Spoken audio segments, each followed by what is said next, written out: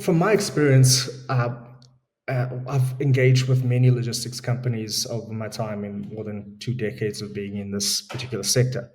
And from my experience, what generally tends to happen is when we see payroll managers having queries and multiple queries about people's pay, we know that there is an issue.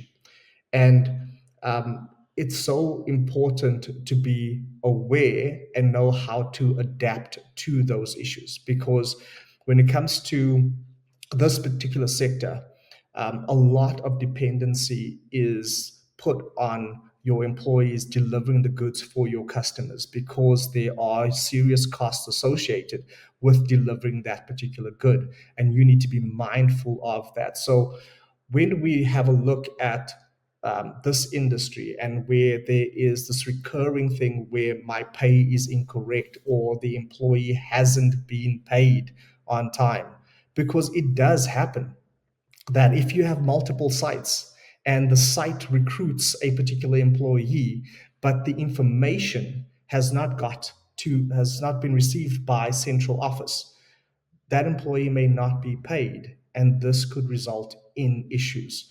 And being in a sector that is heavily regulated, where there are generally unions involved, it could result in things like strikes that happen, where people will have a down tools day. And these results in costs in the millions for customers because there may be quite stringent contracts that you may have with your clients when it comes to delivery of goods and services.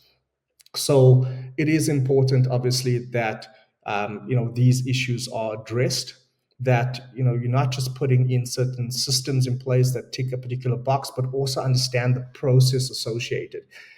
Especially when you have multiple sites, various moving parts when it comes to employees driving all around the country and potentially across borders. How do we get information so that employees are remunerated accurately and on time?